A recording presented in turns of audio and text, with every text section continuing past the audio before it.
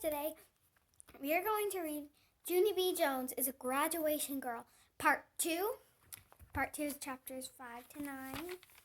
Let's see, where's chapter 5? There's 7. There's 5. Okay, there's 5. Okay, ready? Here we go. Chapter 5, $1 million. Me and my bestest friend named Grace rode the bus home together. We held our boxes very tight on our laps and we didn't open them. We are being careful about our graduation gowns, aren't we, Grace? I said. We are being careful not to soil them. Yes, said that Grace, we are. I looked down at my box. I am very proud of us for not opening these things, I said. I am very, very proud of us too, said that Grace. We rode and rode. I did a sigh. Too bad we can't just peek at them a little bit, though. Isn't it, Grace? I said. One teensy pink wouldn't hurt anything, I bet.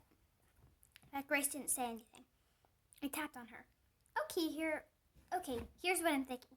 Grace, I'm thinking we should do one little peek, and that's all. I said. What do you say, friend? Grace made her voice very loud. No, Junie B. No, we are not allowed to. Can you follow orders, huh? Do you want to soil these things? I did a huffy breath at her. But peeking will not even soil them, Grace, I said back. Peeking is just looking with your eyes, only faster. Only too bad for me because Grace kept on saying, no, no, no. And so I had to wait for that stubborn girl to get off the bus before I could peek. After she was gone, I looked inside my box, zippity quick. And what do you know? I didn't even soil anything. I got off the bus and I ran to my house. My Grandma Helen Miller was babysitting my brother. She was feeding him a snack in his high chair. Grandma Miller! I brought my cap and gown. It is right here in this box, I said. Would you like me to try it on for you, Grandma? Huh? Would you? Grandma Miller clapped her hands. Of course I would, she said, real thrilled. Try it on right now. Okie dokie, I said. Then I quick put on my cap and gown and I danced all around. See me, Grandma? See what I look like? I look like Graduation Girl, I said. I hopped around Ollie's high chair. My teacher said not to play in this, but hopping is not the same thing as playing, I said. Just then I heard the front door open. And hooray! Mama was home early from work! Her whole mouth came open when she saw me. Oh my goodness, she said. Look how cute you are. I know it, Mother. I know I am cute. I said, I look like $1 million in this getup. I twirled all around in front of her. See me twirling, Mother? Twirling is not the same thing as playing, I said. After I stopped twirling and I fell on the floor. Falling on the floor is what comes after twirling. It cannot be helped. Normally. Mother picked me up. Maybe you should take this off before you get it dirty, she said. No, Mother, no, I said. I want to keep it on. Please, let me, please. I quick ran to Ollie's high chair and I ducked down behind it. Ollie peeked over at me. He had sloppy on his face. I am not a sloppy baby like Ollie, I said. I won't get this dirty, I promise. The mother shook her head. I'm sorry, Junie B, but it's just not a good idea to play in your gown, she said. After that, Mother and Grandma Miller blocked the high chair and I couldn't run away again. Shoot, I said. I'm surrounded. Mother took my graduation outfit off me and she put it back in the box. Then she put the box way on top of the refrigerator. And here's a picture of Junie B. Jones watching her mother put her graduation box way up on top of the refrigerator. See that? Doesn't look that happy.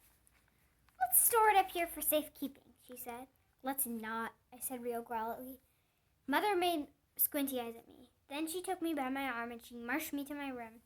Because that woman has no sense of humor, apparently. She shut my door and left. I flopped on my bed real glum. My stuffed animals were very glum, too. Everybody thinks I am a sloppy baby, but I'm not, I said. I don't think you're a sloppy baby, said my stuffed elephant named Philip Johnny Bob. I don't think you're a sloppy baby either, said my Raggedy Ann named Ruth. And Raggedy Ann named Larry did a sigh. I wish your mother didn't put that cap and gown box on top of the refrigerator, he said. Me too, said Philip Johnny Bob. I wish you could get it down from there so all of us could see it.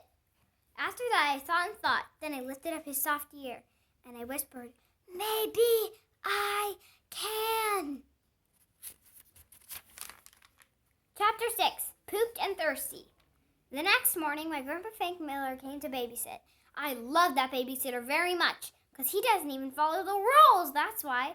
Grandpa Miller let me fix my own breakfast. I fixed 2 waffles and 3 marshmallows and a bowl of cheese curls. And guess what else? My grandpa let me pour my own grape juice, and I didn't spill one single drop. She got 3 marshmallows for breakfast? Whoa. See, Grandpa? See how careful I am? I said, I am not a slappy baby, right? Grandma Miller was feeding Ollie. Right, he said. My eyes looked up at the refrigerator. I hopped down from my chair. Alrighty, Frank, I guess I'll be getting out of your hair now, I said. If you'll just hand me that box on the top of the refrigerator, I will be on my way. Just then, baby Ollie started to cry. Grandpa Miller patted him. I tapped my foot. Yeah, only I'm waiting, Grandpa, I said. Finally, Grandpa Miller stood up and got my box. He started to look inside. Only all of a sudden, Ollie did a loud squeal.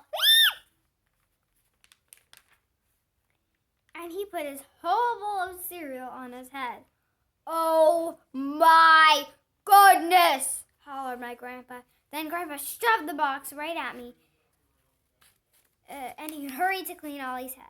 I zoomed to my room, then I locked my door, and I waved my box all around. I got it, guys! I got it! I got it! I said. Hooray, said Philip, Johnny, Bob. Hooray, hooray, said Raggedy Ruth and Raggedy Larry. After that, I set those guys on my bookshelf, and I put on my graduation gown. See me, friends? I said. See how cute I look? I am a graduation girl, see? Wowie, wow, wow, they hollered. After that, I danced and skipped and hopped and twirled, because they wouldn't stop cheering, that's why. Finally, I flopped on my bed. Okay, that's enough, people, I said. I'm pooped and thirsty. Me too, said Raggedy Larry. I am pooped and thirsty, too. Me too. Me too, said Raggedy Ruth. I am pooped and thirsty, too. I wish we could get something to drink, said Philip, Johnny, Bob. Here's a picture of Junie B. Jones wanting the box and Grandpa Miller shoving it right at her, and baby Ollie putting his whole bowl of cereal on his head. Just then a brainstorm came right into my head, and I sat up very straight. Hey, wait a second. I just learned how to pour grape juice without spilling a drop, I said, and so I can go get us some, maybe. Yes, said Philip, Johnny, Bob. Yes, yes, said Raggedy Ruth and Raggedy Larry. I hurried to my door and listened in the hall. Grandpa Miller was giving Ollie a bath. Shh, I whispered to my friends. You wait here. I'll be right back. After that, I tippy-toed to the kitchen, speedy quick, and I poured us a cup of grape juice, and I tippy-toed right back again. Chapter 7, Juice Driblets. Grape juice can go wrong. First, Raggedy Ruth got purple on her mouth. Then Teddy got a dribble drop in his paw. And then, oh no, Raggedy Larry forgot to swallow his whole entire sip. Driblets spilled all over my bookshelf.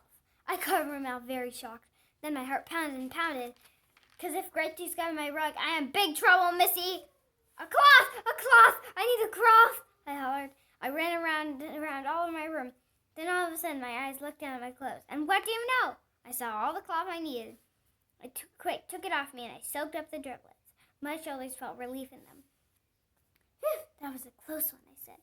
After that, I walked to my bed, and I plopped on my pillow. My brain was a genius to think of that, I said. I breathed and breathed. Then all of a sudden, I had a teensy frown, 'cause something did not feel right here, possibly.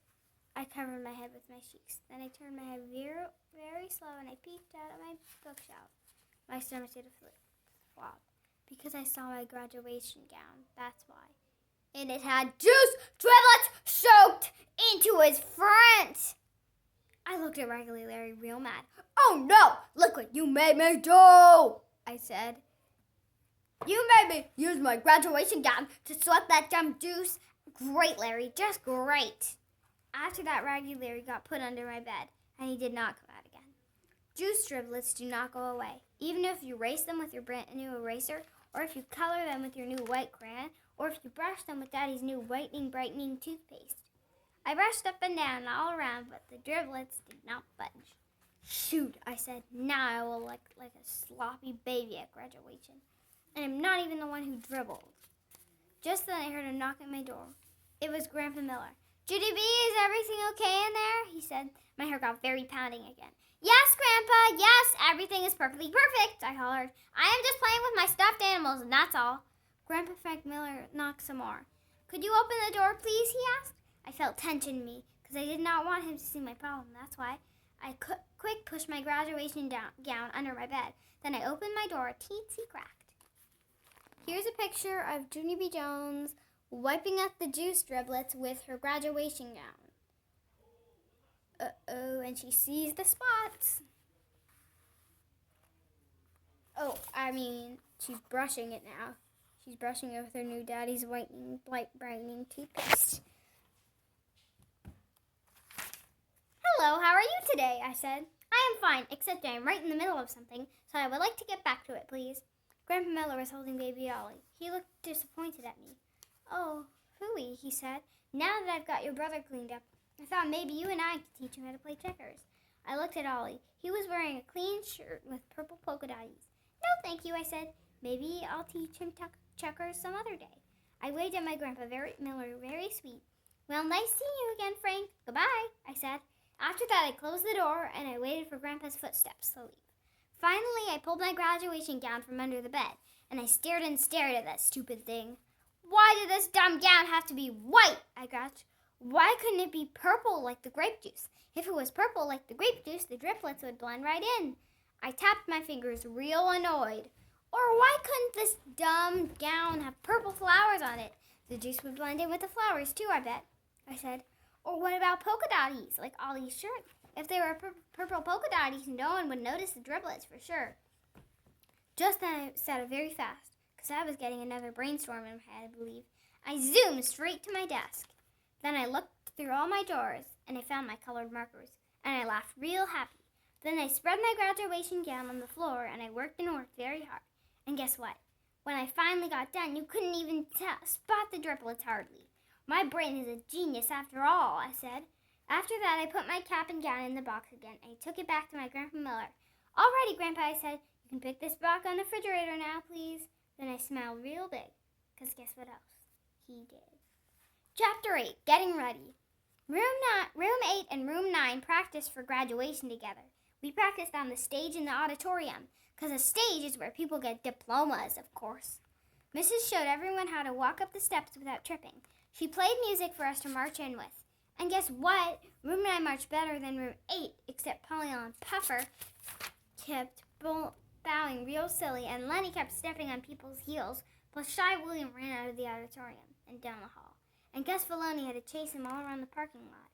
After that, Principal talked to William a real long time, plus also his mother was called, I believe. "I am not like William," I told Lucille and Grace. "I am not even nervous of walking up on that stage, hardly." "Me neither," said that Grace. "I am not even nervous of her walking on that stage, hardly either." Lucille fluffed her hair. "My Nana says that I was born to be on the stage." She said Nana says that people enjoy looking at me because I am a feast for their eyes. After that, Lucille wrinkled her nose very cute, and she skipped around and around in a circle. Grace and I watched her for a real long time. Then finally, Lucille stopped skipping, and all of us hugged and hugged, because we are the bestest 3 friends I ever even saw. Graduation week went by very fast. Friday night came in a jiffy. I felt so excited I couldn't even eat my dinner that good.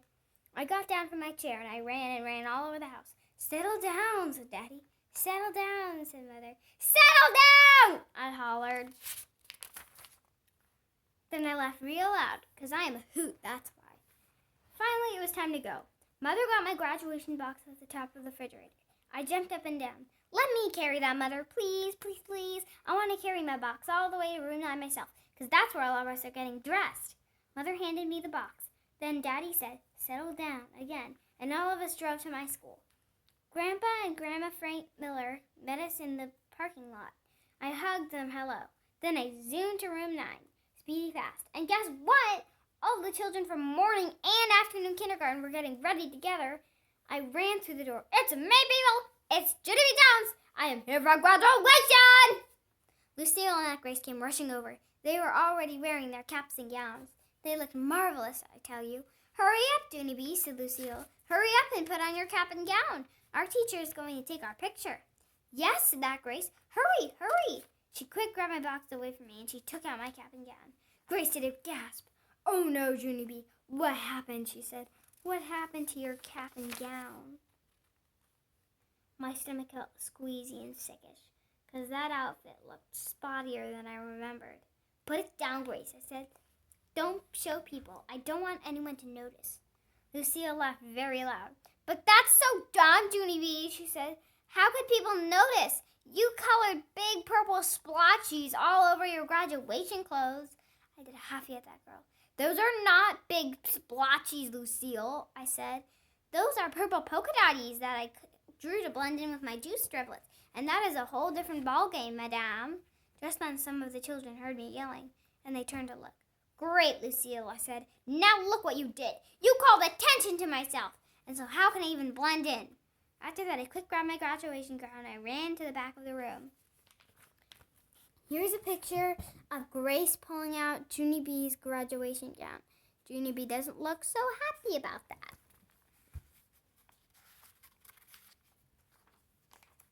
Just then I heard a voice. Junie B. Jones? I looked to the front of the room. It was my teacher, Mrs. Mrs. stretched her neck to look back at me. Is there a problem back there, Junie B? She asked. I shook my head real fast. No, Mrs. No, I said. There is no problem, I promise, and so please do not come back here and I mean it. Mrs. came back there. And you know what? All of room 9 came with her. Mrs. took my cap and gown out of my hands. The children laughed and laughed at that thing. What kind of dumb gown do you call that? Said Meanie Jim. I know, said Polly Ellen Pepper. It's the kind of gown that a clown would wear. Yeah, shouted Jim. It's a purple spotty clown gown. After that, the laughing got louder and louder. I put my hands over my ears to keep it out of my head. Then I tried to tell them about Raggedy Larry and the driblets and my purple color marker, but my nose started running very much, and I couldn't even talk that good. Finally, I started to cry. And guess what? Then nobody laughed anymore. Chapter 9, The Time of My Life. Mrs. took me into the hall. She wiped my face with a tissue, and we talked about my graduation gown. Mrs. said I would look darling in that dotty thing, because purple is her favorite color, plus grape juice is her favorite kind of drink. I kept on crying, because I didn't actually buy it, that's why. Pretty soon, Mother and Daddy came hurrying to room 9. They brought Grandpa Miller with them. Their eyes popped out of my spotty dotty gown. See? I'm sorry. Please don't yell at me, I said, because I'm already crying. See?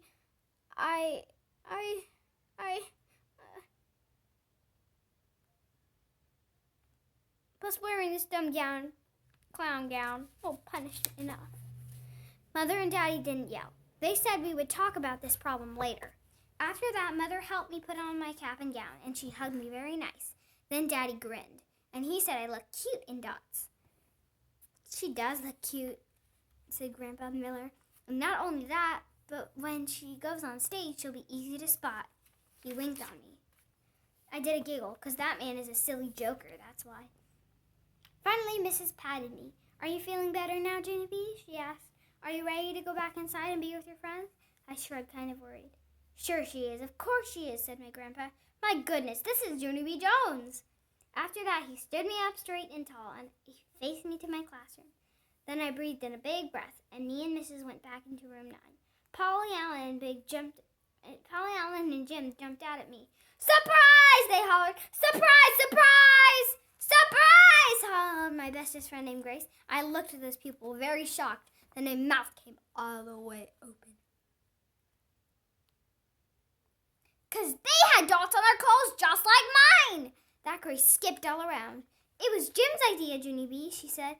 Jim said that if all of us have spots too, then you will feel better. And so Polly Ellen Puffer found the colored markers, and we colored our caps and gowns just like yours. Grace looked at Mrs. See us, teacher? Aren't we beautiful? I colored red spots, and Jim colored blue spots, and Polly Ellen Puffer colored green spots, she said. Just then William raised his hand. And I am coloring orange spots, he said, kind of soft. And I am covering lavender spots, said Charlotte. And I am coloring pink spots, said my bestest friend named Lucille, because pink brings out the natural blush of my cheeks. Mrs. smiled. Her smile kept getting bigger. Well, Junie B. Jones, she said finally, what do you think about all of this? My face beamed very joyful. I think I love these people, that's what I think, I hollered. Then Jim said, gross.